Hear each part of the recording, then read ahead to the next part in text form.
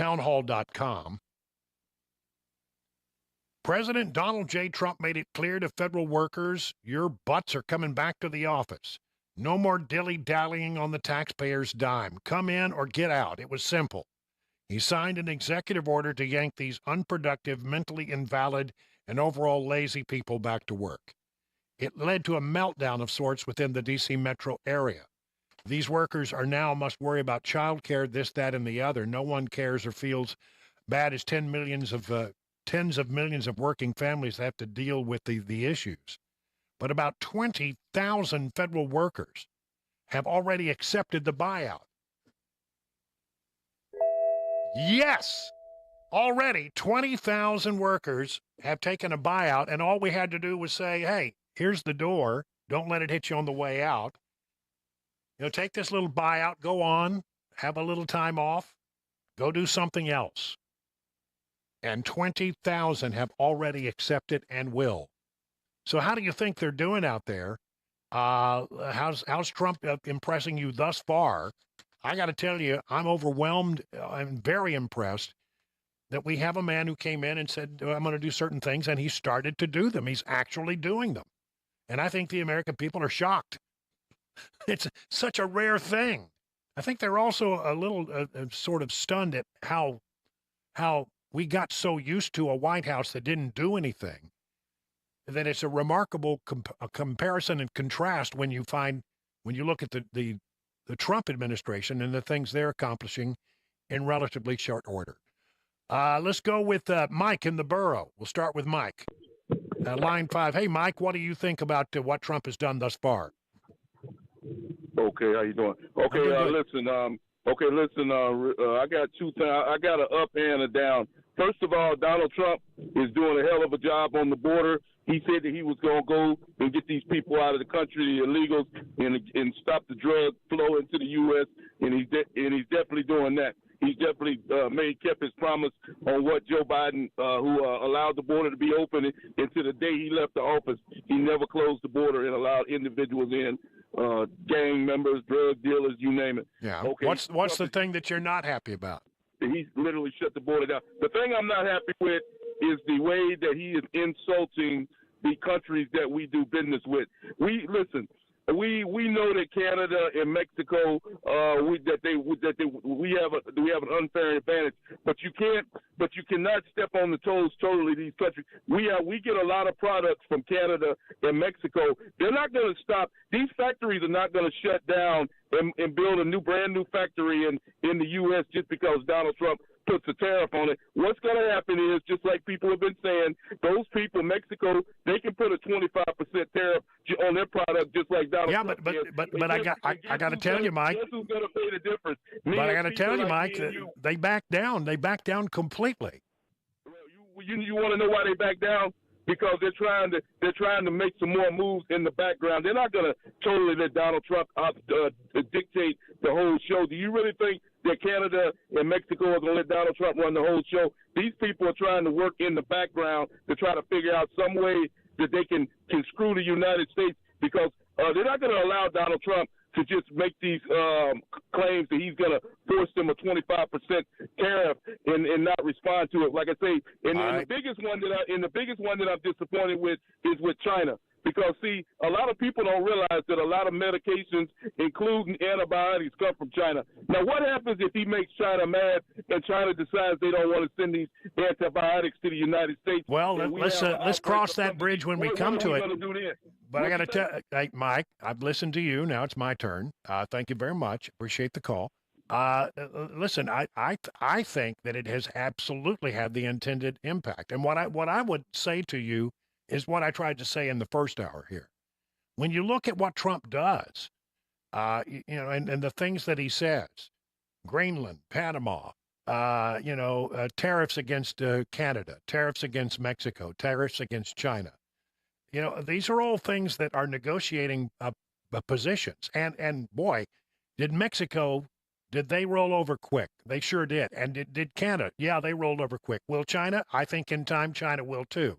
I think they need us more than we need them. But thank you for the call, man. I appreciate it. How about Mark in Nashville? Hey, Mark. Mark, on line 6. There Yeah, we, I think I'm there not we are, Mark. surprised at all. What's your thought? Give me your thought. I'm not surprised at all at what Trump has done. He always keeps his campaign promises like he did in 2016. And the tariffs are a great thing. They're great for our country because like you can already see, Canada and Mexico has already folded within 24 hours. Folded like a cheap suit, man. I mean, they really did. Yeah, Trump is a brilliant businessman. He's a brilliant negotiator, and he knows what he's doing. And he's been planning this for 4 years. So I mean, everything he's done so far has been great for our country, and I believe he's going to do great things. All right, thank you for that, Mark. Greatly appreciate it. Larry in Clarksville, you're up next on the drive. I'm not on the drive. Sorry about that. Old habits on the Chris Hand Show. So, Larry, tell me what you think. Well, no worries, man. First of all, it's great to hear you back on the air. Thank you. I'm extremely joyful of what he has gotten done in his first 15 or 16 days. And like you were saying, it is the art of the deal. He knows how to push buttons and get what he wants done. Yeah, I mean, even when there was no discussion of a deal, by him laying out these positions, he is starting a negotiation. It's brilliant. And his cabinet picks, oh my God. Yeah, I'm overjoyed. Sorry. It'll be interesting to see what happens. By the way, on the cabinet picks, Larry, I give you a warning here. I thought that Tulsi Gabbard might not make it. Look like she's going to make it. Pam Bondi confirmed.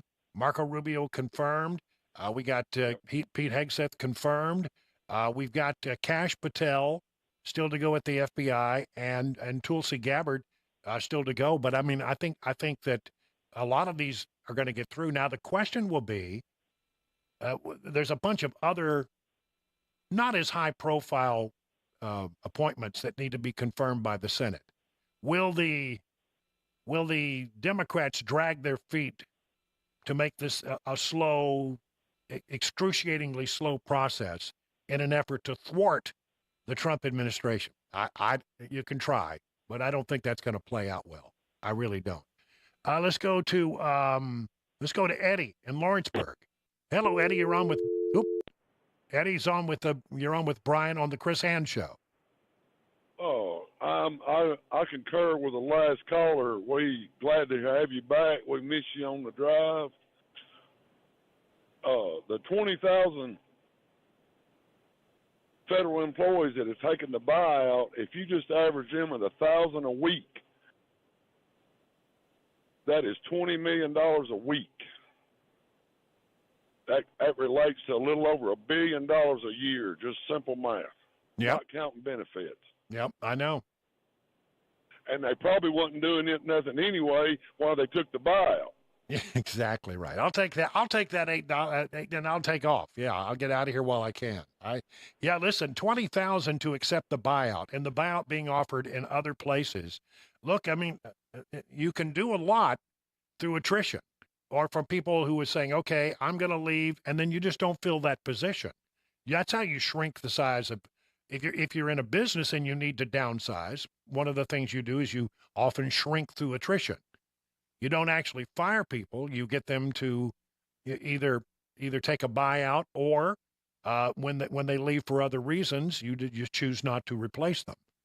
So I love the idea of shrinking government. And already, I mean, everybody said, hey, Elon Musk is never going to be able to find $2 trillion. I think he's pretty much already found $1 trillion. If you look at some of the things that he's been examining, and it's getting done. It's absolutely getting done. I love the fact that we have one of the greatest minds of our era.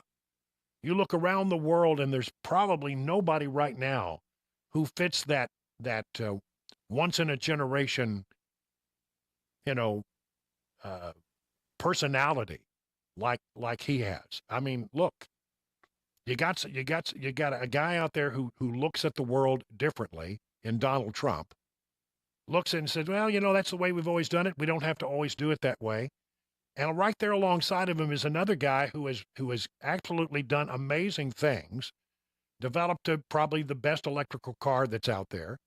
He's planning to go to the moon. He's going to go rescue Butch and Sonny, who've been stuck at the American at the International Space Station for a while now. You know, there's nothing this guy can't do, and he's gotten there by doing the same thing that Donald Trump does. Never accept the status quo. Never accept no as an answer. Just keep working on it until you find the solution. And are you going to blow up a few jets along the way? Yeah, I mean, a few rockets. Yeah, he can do that. But he learns from it. And so, yeah, will there be mistakes along the way? Sure, I wouldn't be surprised to see mistakes along the way. But you know what? If you're batting 75, 80, 90%, and you only have regrets about 10% of what you're doing pretty good. So I love the fact that Donald Trump and Elon Musk are joined at the hip, because these are two guys who are never afraid to challenge the status quo and to look at things and say, well, we've always done it this way, but is there a better way to do it? And he has shown us time and time and time again he can find that pathway. Why shouldn't we make government as efficient as some of our top corporations? I don't understand why we can't. And I like it. 20 minutes now past the hour. Brian Wilson filling in on the Chris Hand Show.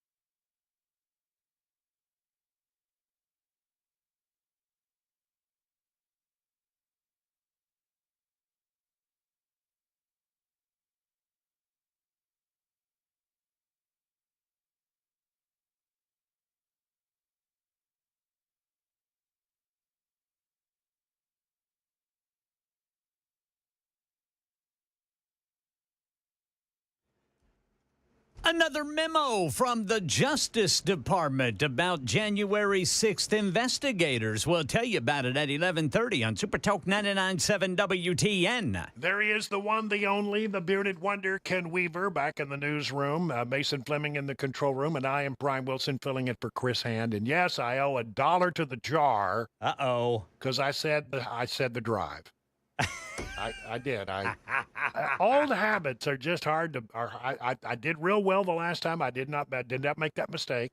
Hey, at least you didn't give the call letters of like one of your former radio stations. I have done that in the past. I have too. That's you just have a complete brain fart, and you just go, wait, how did that come out of it? Yeah. Yeah, I know. But anyway, so I apologize. This is the Chris Hand Show. I am Brian Wilson, your drive-by host, coming in to give you news and information you can use. We were talking about some of the changes that are being made in Washington, and I mean, honestly, you cannot keep up with it. It's happening so fast and so furious. Listen to this. Over 1,000 federal employees of the EPA have received immediate termination notices. Wow. Over 1,000 EPA employees hired under the Biden administration have received emails stating they could be fired immediately, the New York Times reports. Of course, the New York Times reports it. Some of the employees were hired to implement Biden's Marxist climate policies, and the Trump policy administration's first American government may not need them.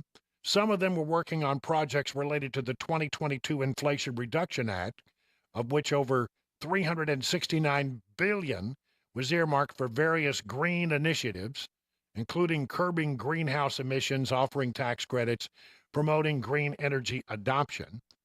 According to EPA spokesperson Molly Vassalou, the incoming Trump EPA administrator, former Representative Lee Zeldin, wants to restore accountability and transparency. Our goal is to be transparent, engaged with career staff across EPA's headquarters spanning 2 city blocks in downtown D.C., listening to their insights and perspectives. No, the idea is to shrink the size of government. And so, look, here we got 20,000 who have already taken the buyout. Here's 1,000 who've been told you're going to be leaving very soon, one way or the other. They have told people you can come back to work in downtown, or you can tender your resignation. We will consider, if you don't show up in your office, we're going to consider it a tendered resignation, and you're going to be gone. I mean, we keep shrinking. I am all for the shrinking. Give me all the shrinking you want to bring. I mean, shrinkage is good when it comes to government. We need to make it smaller. We need to make it less invasive. I'm not saying that government is always bad. I think there is, of course, a role in government. I think government has an important role. But somewhere along the way, government has lost the idea that it is acting in the best interest of the people. And I think that's going to change. And I also believe that government which governs best is that which governs least. Get rid of 20,000 here, get rid of 1,000 there, and pretty soon you're talking about really reining in the ridiculous parts of government. Government ought to be looking at its priorities. And our priorities ought to be, number one, making sure that we're all safe, making sure that we're doing the right things with our military. And then the second thing ought to be to make sure that we have an economy that helps the most Americans possible become prosperous. That's what you want. That's what you're looking for. And 1,000 EPA people gone. And again, you want to look at an example of the Democrats not getting it. Texas Democrat Representative Al Green. Al Green. You mean this Al Green? No, I don't think he means that Al Green. Texas Democrat Representative Al Green said Wednesday he plans to bring articles of impeachment against President Trump because he suggested the U.S. should take over Gaza. The movement to impeach the president has begun, said Al Green on the House floor. I rise to announce that I will bring articles of impeachment against the president for dastardly deeds proposed and dastardly deeds done.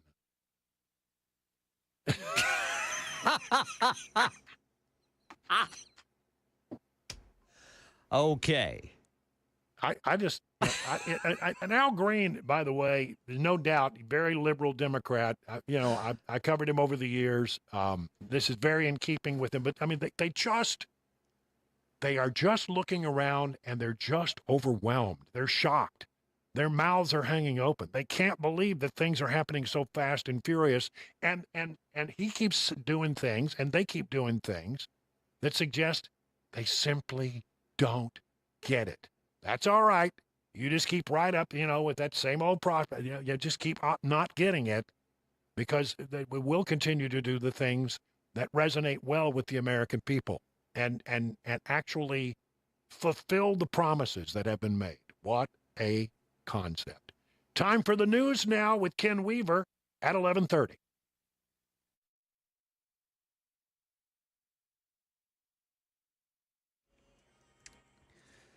11:30 on the dot. I'm Ken Weaver with your top stories. Tracking the potential for severe weather tonight. We'll tell you about it during the full forecast in 5 minutes. Associated Press put out a breaking news alert. Says there's a new memo from the Justice Department about January 6th. The Associated Press says the memo says FBI agents who, quote, followed orders will not lose their jobs when it comes to that investigation. As Democrats and world leaders blast it, the Republican leader of the House is giving tepid support to President Trump's proposal of the American takeover of the Gaza Strip.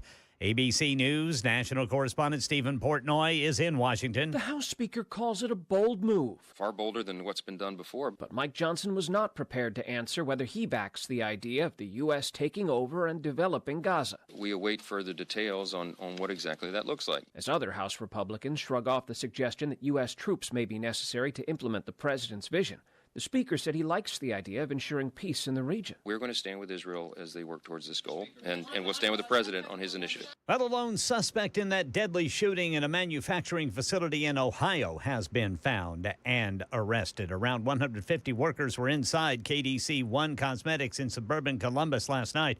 Without apparent provocation, one of them pulled a gun and opened fire. Police say that someone was Bruce Reginald Foster III. One person died, 5 were wounded. Almost 12 hours later, police found and arrested Foster without incident. He's to be charged with aggravated murder. Pam Bondi sworn in today as the country's attorney general. She was confirmed in the Senate in a 54-46 vote. After she was sworn in, President Trump. She's worked hard, so hard, and unbelievably fair and unbelievably good at law enforcement. I just want to congratulate you. Very special person. Supreme Court Justice Clarence Thomas administered the swearing in the Oval Office. That's the latest news. Weather's next. I'm Ken Weaver, WTN News.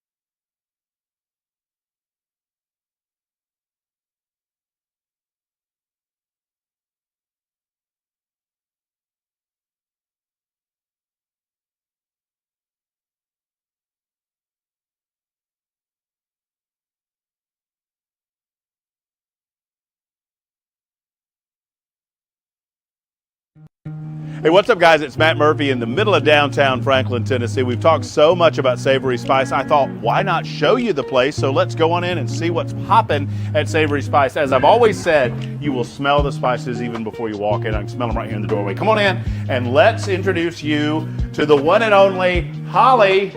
who is the owner and proprietor of Savory Spice. Say hey, Holly. Hello, everyone. Now, enough about Holly. Let's talk about spicy and easy products like the incredible taco soup, which, as I said, you put this in a crock pot, you put all the ingredients that it tells you to buy right there, you put the spices in, and it's so easy. So if you don't know what you're doing around the kitchen, it's a perfect way to find your way around the kitchen, as is the Mediterranean dill risotto. Now, for the holidays, pumpkin pie spice. What doesn't it have, Holly? Pumpkin. It doesn't have any pumpkin in it. That's a fun fact for all of you kids out there. Now, if you stop by Savory Spice, either in the Franklin location or at L&L Market, you can get yourself a sample of the dill dip, which is my absolute favorite. Just tell them Matt Murphy sent you to Savory Spice with purchase now. So come by Franklin or L&L Market in Nashville and come see Holly and the entire crew at Savory Spice.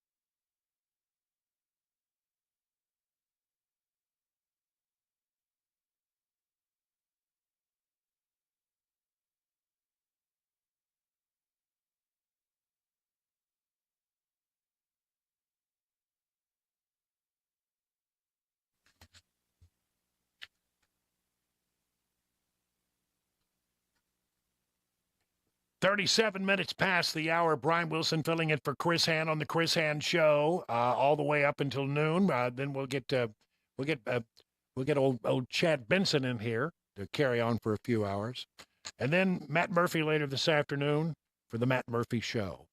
Couple of things that I wanted to touch base on while I still have a few minutes. Number one, they have now recovered all of the victims from that collision between a Black Hawk helicopter and an American Airlines commuter jet in the District of Columbia. The deadliest aviation disaster in a generation. All 67 victims have been recovered from the Potomac River, and now they are turning to clearing the remaining wreckage. A Bombardier CRJ-700 jet operating as an American Airlines Flight 5342 and an Army Black Hawk helicopter on a training mission ran into each other over the river nearly a week ago in an accident that remains unexplained. A lot of the questions has to do with the altitude of the helicopter, and the NTSB, which is looking into this matter, and they're looking at, I saw these black boxes. Apparently the ones they recovered in D.C. are looking pretty good. The one that they recovered out of Philadelphia, oh my gosh, not much left of that black box for sure. I don't understand why they call them black boxes, because they're orange anyway. But one way or the other. They are now going through this, and they are trying to get data on exactly what the altitude was of that helicopter, the Black Hawk. And so the NTSB is sort of locking down on that one. President Donald Trump did speak to the CEO of American Airlines, Robert Isom, by phone on Monday. A source told CNN the White House did not comment Tuesday on what was discussed.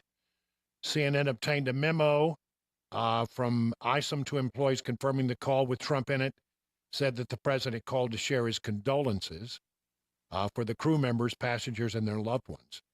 I've been a little uncomfortable with some of the rush to try to solve this. Is it a tragedy? Yes. Do we have a question about the altitude of the helicopter? Yes. But I got to tell you, wait till the data points are in. Wait till the data are in, and you can get a better idea of all of this. The rush to I would rather get it right than to rush and to make a bunch of changes based on things that turn out not to be true later on. So let's take a moment or two, catch our breath, and find out about this. But there are real questions about the altitude of that Black Hawk, and how in the world could a Black Hawk helicopter traveling as it was not see the aircraft? There are so many questions, but in time, I think we'll get the answers. I think we'll have fewer answers out of what happened in Philadelphia. It's not unusual. I just want to point this out because it's lost on a lot of people. Plane crashes are not unusual in America. They happen on the average of about one a day. If you want to check me on this, just go sometime to the Associated Press website and Google the words plane crash, and you're going to get a hit because there's a plane that goes down on average about once a day in America. Now, usually these are small private aircraft. Usually they don't make a lot of news except locally because it's local news when a plane falls out of the sky in your neighborhood, but it might not be a nationwide story. It's just, a couple people in a plane crash into something. And almost always pilot error. It is exceedingly unusual for there to be an aircraft situation where you lose lives. And we've had a real serious problem with that one that went down in the Potomac River. First commuter jet that's gone down in a while, but it's exceedingly unusual for that to happen with a commercial airliner, and it did in this particular case. We do have cases where we lose people in training missions, and a helicopter crash in its own right might not make the news in a way that it would cross your feed unless it happened in your own backyard. But they happen all the time.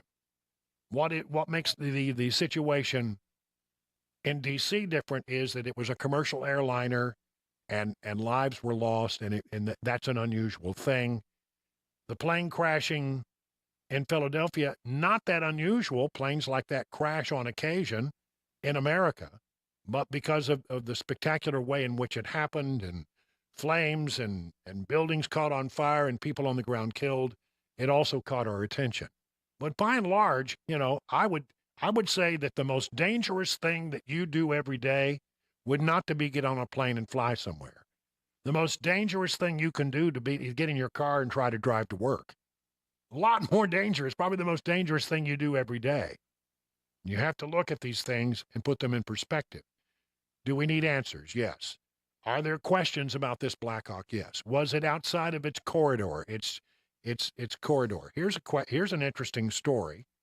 The NTSB says that the Army helicopter, this is according to justthenews.com, the National Transportation Safety Board says the Army Black Hawk helicopter that collided with an American jet over the Potomac River Wednesday was flying at about 300 feet at the time of the conclusion.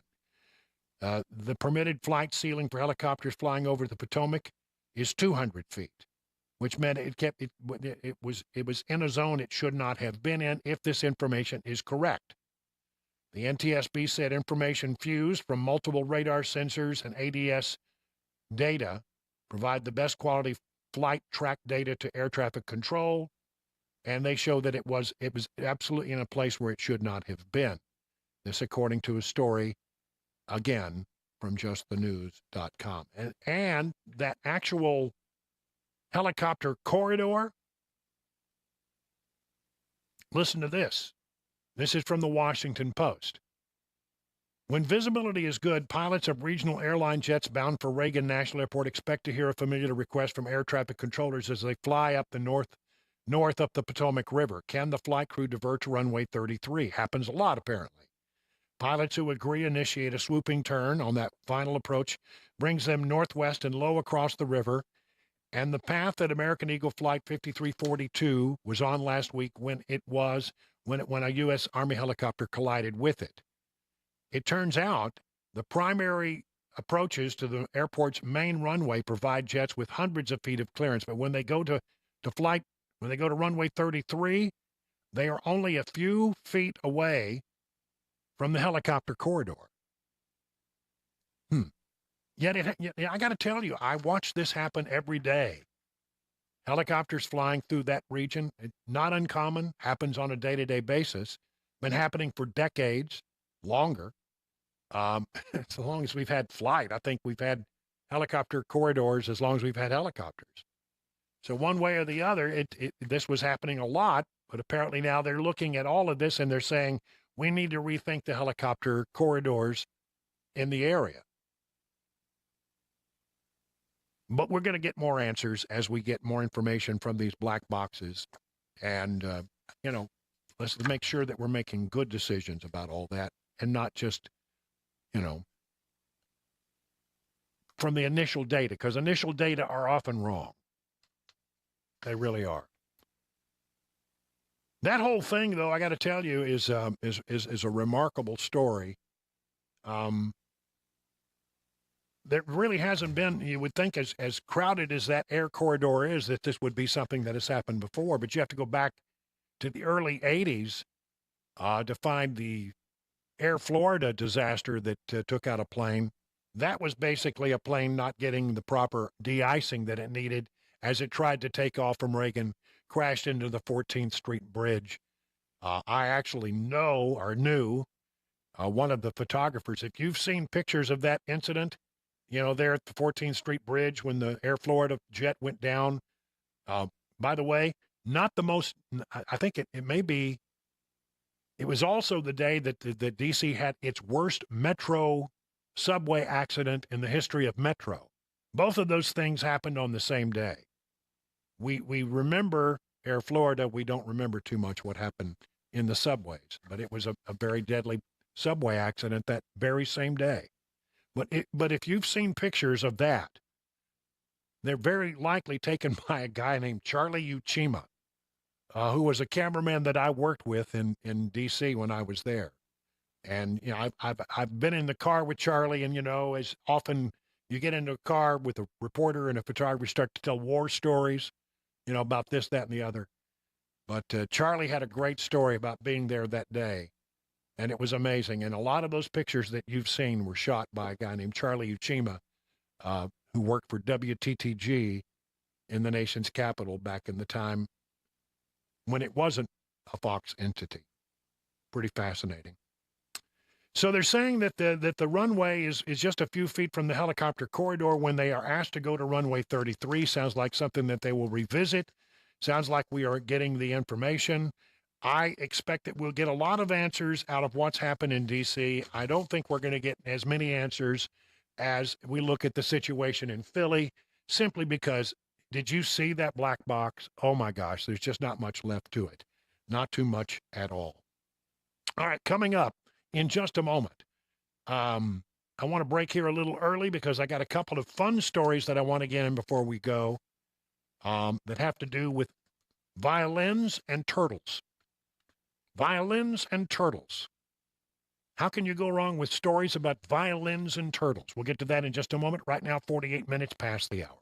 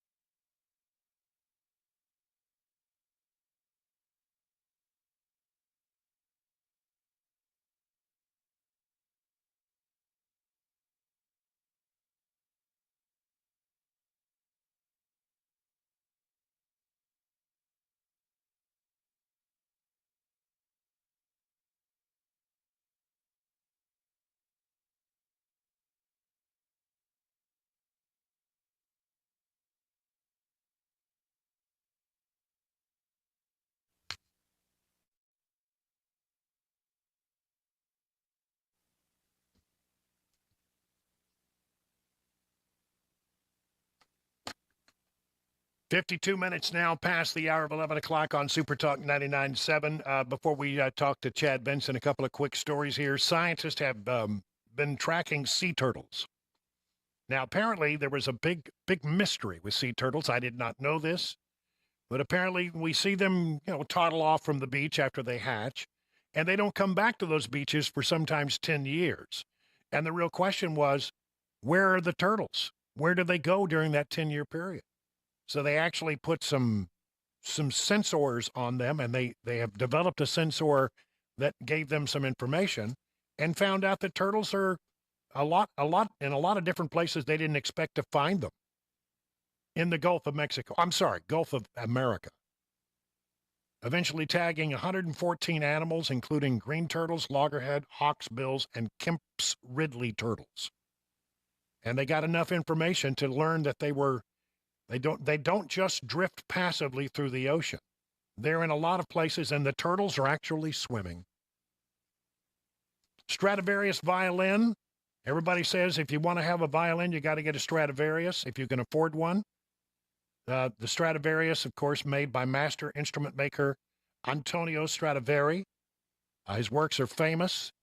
They got one that's going on the block, known as the Sihon Ma, or the Joachim Ma violin, because it was used historically in the 19th and 20th century by a couple of well-known violinists. And they say it will sell for well above $15 million. Wow. I'm in the wrong business. Chad Benson, do you play any musical instrument? Nor will I. I mean, $15 million is a lot of money. It is a lot of money, but you know what? You're getting something made by a master, played by masters, and you're going to have the only one in the world. That's right. When it comes to, things like mandolins, there's the Loar mandolin, Loar. You want to get a mandolin that was made by Lloyd Loar, if you can find one. But when it comes to Stradivarius, when it comes to violins, Stradivarius, just so many out there. And they're going for millions and millions of dollars. It's always something like this, like watches, the same way, right? You'll see these, guys who buy, it's a Daytona, it's a Steve McQueen, somebody's going to spend $40 million, or because if you've got the only one in the world, right, or one of the only three in the world, or that postage stamp, or that dime that went for all that money, I mean, that's just, you're it. You're the only person on earth that has that. That's a game changer for people who want to have stuff, especially if you got all that kind of money. I mean, there's more people that own football teams than Stradivarius is at that kind of level. There's only one or two of that kind. Yeah. Well, the last time something like this sold was $15 million. They're talking it could go more than that this time. Well, because that's once you get into a bidding war, right? And some crypto kid who doesn't play it wants to own it. Well, or the owner of the Kansas City Chiefs. I understand he's got quite the collection. Really? That's what. Am I correct on? Is it the Kansas City Chiefs? I think it is. So that's Lamar Hunt, the third or whatever. There's one of the NFL owners has a tremendous. I forget which one it is. He's also got a football team that's pretty good. That's what I heard. I heard they're pretty good. Let's see. I got to figure it out. Who is the guitar collector? NFL. NFL honored $1 billion for it's Irsay. Okay. The Colts. Yeah. Okay. So he's got a tremendous. He's been offered $1 billion for his guitar collection. That's insane. What do you have? Yeah. I guarantee you, I got a lot of guitars hanging on the wall, but I got nothing that's around $1 billion. No, I mean, you're thinking to yourself, what exactly do you have you must have the first ever Fender, the first ever guitar, something played by Don Quixote. You know what I mean? Just something so for $1 billion, that's insane. Locally, it's said that Vince Gill has the best guitar collection here in the Nashville area. I can see that. I can see that. I mean, and I've been doing everything that I can since I came to Nashville to wrangle an invitation to look at it. And sadly, it just has never developed. Oh. And it's not that I'm bitter about this or anything, but you don't think sound that bitter. I have friends in the music industry, you think it would help me out with this. But no, it hasn't happened yet. Well, you know what? That's like Vince Gill's one of those people, though, he started probably once he got in the industry collecting from everybody he was coming up with, playing with, even people that were way bigger stars before he even became a star, because he recognized he plays the instruments and stuff, but he recognized, hey, this is what could happen. My uncle was that way with Star Wars toys. Even as a child, my grandma would buy two. She'd buy one for him to play with, and she'd buy one for him to keep. You know, a lot of great musical instruments were lost here in Nashville during the flood because they were held in storage units that were hit by the flood, and Vince Gill lost a ton of stuff. You know who else has a ridiculous amount of guitars? The guy from Cheap Trick. Really? Yes, he's got one of those kind of $50 million worth of guitars. Because that's what he goes. I'm a collector as much as I'm a musician. I'm like, well, that's interesting. $50 million though, that's pretty good. Yeah, listen, I collect guitars, but however, my sense of the guitar that will have value is not very good.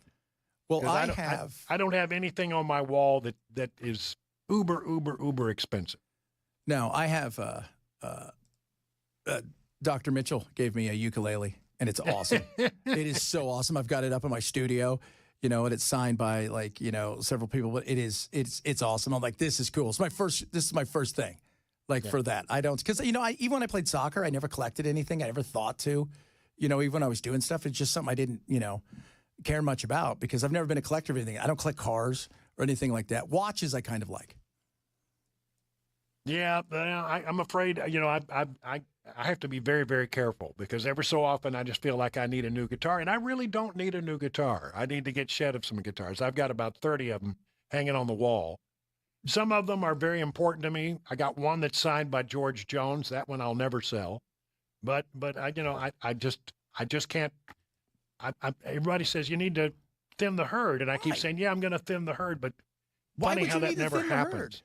The herd just gets bigger. There's no reason to thin the herd. You don't have to. Like if you were broke and stuff, Brian, yeah, you got to thin the herd. You're not broke. You're doing just fine. If you want to add to it, you worked hard, do it. Well, tell that to Cabana Wife, and we'll be good. All right. So tell us what you have coming up. We're going to talk a little bit, obviously, about the insanity of Doge, which is funny, and the new Riviera that is going to be whatever it is going to be, which is hilarious. We're also going to talk about him bringing up yesterday the insane, crazy train that has never gone fast or been put up in California, and how all kinds of travel like that, when it comes to state and city, stay away from it because it is a boondoggle. All right. Well, we'll look forward to that. Thank you so much for letting me fill in. And our good friend Chris will be back here tomorrow at a regular time.